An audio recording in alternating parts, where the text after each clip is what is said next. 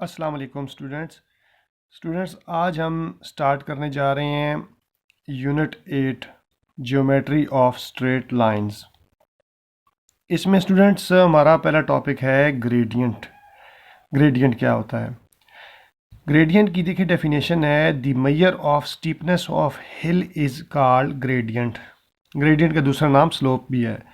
मतलब है कि स्टीपनेस जो है हिल की, अब अगर कोई बॉडी ऊपर हिल पे पहाड़ी पे जा रही है तो वो उसका जो रास्ता है वो कितनी उसकी स्टीपनेस है ना, तो उसकी जो पैमाइश है उसको आप स्लोप कहते हैं या ग्रेडियंट कहते हैं।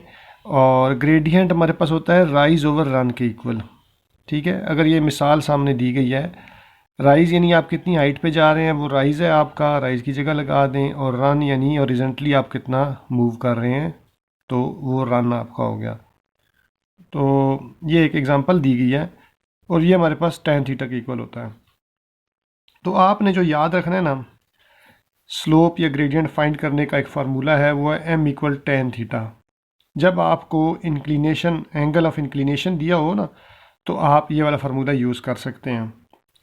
और अभी हम स्टार्ट करेंगे एक्सरसाइज 8.1। फाइंड द ग्रेडियंट या slope of line whose inclination is. अब देखिए, इंक्लिनेशन हमें दी गई है और स्लोप हमने मालूम करनी है, तो उसका फर्स्ट पार्ट अभी हम करते हैं। क्वेश्चन 1 फर्स्ट पार्ट, इंक्लिनेशन है 0 डिग्री और स्लोप फाइंड करनी है। तो अभी मैंने आपसे जो बात की है कि स्लोप, हमारे पास फार्मूला होता है m इक्वल tan थीटा। इसमें जस्ट आपने थीटा की जगह पर वो एंगल जो आपको दिया गया है वो पुट कर देना है। कैलकुलेटर से आप फाइंड करेंगे tan 0 0 के बराबर होता है, तो स्लोप आपकी क्या आ गई? 0। फर्स्ट पार्ट ऐसा ही हो गया। सेकंड पार्ट है, सेकंड पार्ट में इंक्लिनेशन आपको दी गई है 30 डिग्री और स्लोप फाइंड करनी है। तो फिर वही फार्मूला लगाएंगे, m इक्वल tan थीटा। अब थीटा की जगह पर फिर वही एंगल आप पुट कर देंगे 30। तो कैलकुलेटर से जब हम tan 30 देखते हैं तो वो आ जाता है 0.577। ये स्लोप आ गई हमारे पास। अब इसका तीसरा पार्ट है, उसमें एंगल ऑफ इंक्लिनेशन दिया गया है 60 डिग्री और स्लोप फाइंड करनी है। फार्मूला हमारे पास वही है, m इक्वल tan थीटा।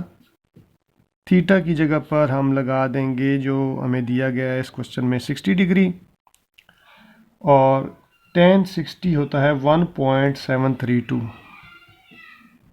ये कैलकुलेटर से आप फाइंड कर लेंगे। तो ये हमारे पास स्लोप फाइंड हो गई है। इसी तरह फोर्थ पार्ट है,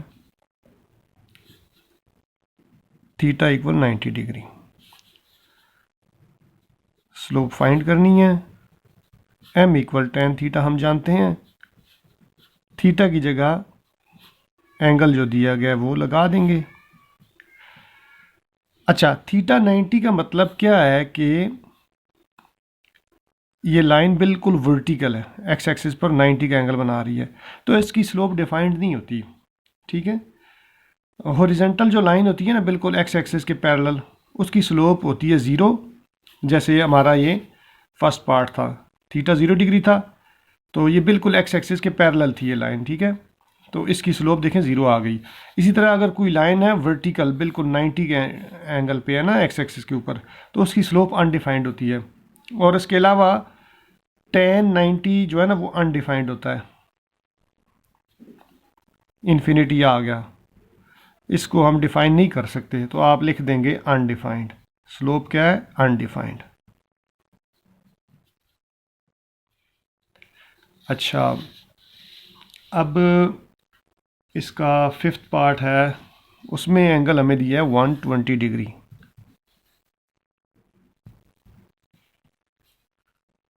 स्लोप फाइंड करनी है, फार्मूला है m equal tan theta. Theta की जगह पर आप जो आपको एंगल दिया गया है वो लगा देंगे, और tan 120 डिग्री कैलकुलेटर पे हम देख लेते हैं, वो आता है -1.732। ये आपकी स्लोप फाइंड हो गई। अच्छा, सिक्स्थ पार्ट है, एंगल दिया गया है 150 डिग्री। स्लोप फाइंड करनी है, फार्मूला लगा देंगे, m इक्वल tan थीटा।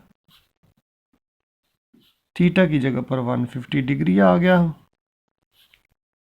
और 150 डिग्री होता है -0.577 के। अच्छा, अब आप देख रहे होंगे कि थीटा देखें 120 डिग्री है तो नेगेटिव स्लोप आ रही है, 150 डिग्री है तो नेगेटिव स्लोप आ रही है, जबकि 60 डिग्री था पॉजिटिव स्लोप, 30 था पॉजिटिव स्लोप, 0 था 0। तो ये जो स्लोप्स होती हैं ना, ये हमारी 0 से लेकर, अगर कोई एंगल आपका फ़र्ज़ करें अल्फ़ा है, ये 90 डिग्री, 0 और 90 के बीच के एंगल है ना, तो उनकी जो स्लोप आएगी ना वो पॉजिटिव आएगी। ठीक है, इसी तरह 90 डिग्री के बीच में, यानी 90 डिग्री और 180 डिग्री के बीच में अगर कोई एंगल है तो उसके लिए आपकी स्लोप नेगेटिव आएगी। ये आप देख सकते हैं, ये 90 और 180 के बीच के एंगल हैं तो उनकी स्लोप्स नेगेटिव आ रही हैं।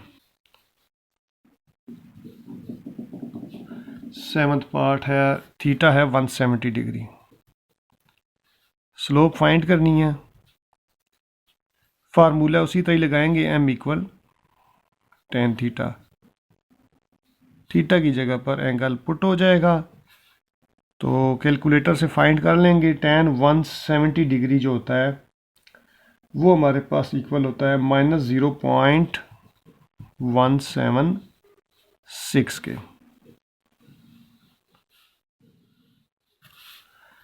अच्छा, एट्थ पार्ट है जिसमें हमें थीटा दिया गया है 45.5 डिग्री। इसमें भी स्लोप फाइंड करनी है, फार्मूला एक ही है, m equal tan theta. Theta की जगह पर आप लगा देंगे 45.5 डिग्री, और कैलकुलेटर से फाइंड करेंगे तो यह आ जाएगा 1.0176। ये आपका स्लोप आ गई। इसको आप राउंड ऑफ कर लें तो 0.1, ये 6 है, इसको आप राउंड ऑफ कर दें, हटा दें, तो इसमें 1 ऐड करके 8 भी कर सकते हैं। ठीक है, अब हम स्टार्ट करते हैं question number 2, find inclination of the line who slope is. अब देखें, इसमें स्लोप गिवन है, आपने इंक्लिनेशन यानी थीटा फाइंड करना है। क्वेश्चन 1 में आपने स्लोप फाइंड करनी थी, थीटा दिया था, इसमें आपने थीटा फाइंड करना है, स्लोप दिया उसका उल्टा है। ठीक है, फार्मूला वही लगेगा। फर्स्ट पार्ट में देखें, आपको स्लोप दी हुई है 0, इंक्लिनेशन आपने फाइंड करना है, फार्मूला वही है, m इक्वल tan थीटा। अब देखें, थीटा फाइंड करना है, tan को आप दूसरी तरफ ले जाएं, tan इनवर्स हो जाएगा। ये जो दूसरी तरफ ले जाना है ना, वो मैं आपको समझा देता हूँ। ये दूसरी तरफ ले जाना ऐसा होता है जैसे m इक्वल tan थीटा है, आपने थीटा फाइंड करना है, यानी आपने यहाँ से tan को रिमूव करना है। आप दोनों तरफ tan इनवर्स अप्लाई कर देते हैं। ठीक है, tan इनवर्स m पर भी tan इनवर्स लग गया और राइट साइड पर भी tan इनवर्स लग गया, तो यहाँ तो ये आ गया tan इनवर्स m। यहाँ tan इनवर्स और tan आपस में कैंसिल हो जाएंगे, थीटा बच जाएगा। ये इस तरह आता है। ठीक है, अब हम ये फर्स्ट पार्ट कर रहे थे जहाँ हमें स्लोप दी हुई थी 0, तो स्लोप यानी m की जगह पर लगा देंगे 0। अब कैलकुलेटर से tan इनवर्स 0 की वैल्यू फाइंड करेंगे तो वो आ जाएगी 0। ये हमारा एंगल है तो ये आ जाएगा 0 डिग्री। ठीक है, अच्छा, इसका सेकंड पार्ट है, इसमें स्लोप दी गई है 0.577 और इंक्लिनेशन फाइंड करना है। तो उसी तरह ही theta equal to tan inverse m direct मैं लिख देता हूँ। तो m की वैल्यू फाइंड कर देते हैं 0.577, ये m की वैल्यू पुट कर दी। कैलकुलेटर से जब हम देखेंगे tan इनवर्स m को तो वो हमारे पास आ जाता है 30 डिग्री।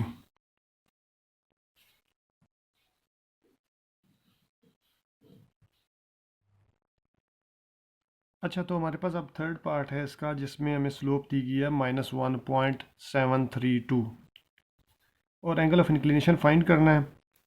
तो हम जानते हैं कि theta equal to tan inverse m, ये हमारे पास फार्मूला है। m की वैल्यू पुट कर देंगे,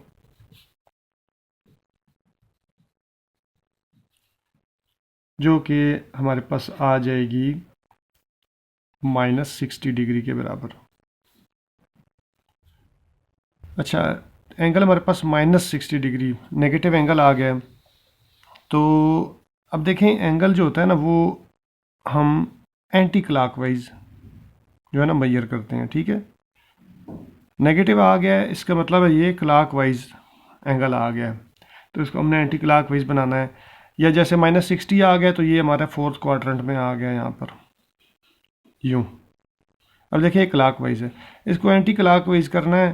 तो हम चूँकि हमारा tan का पीरियड होता है पाई 180 डिग्री, तो वो इसमें ऐड कर देंगे -60 में। पाई मीन्स 180 डिग्री ऐड कर देंगे, तो ये हमारे पास आ जाएगा 120 डिग्री।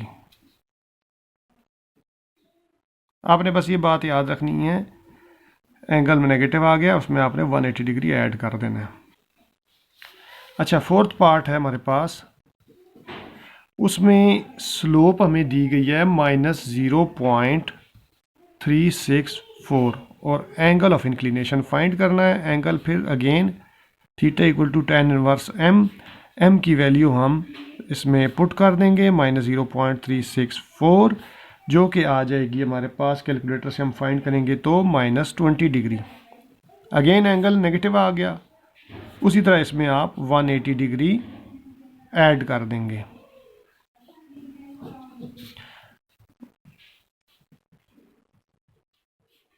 तो ये आ जाएगा 160 डिग्री। तो ये था हमारा दूसरा क्वेश्चन, उसके तमाम पार्ट्स हमने हल कर लिए।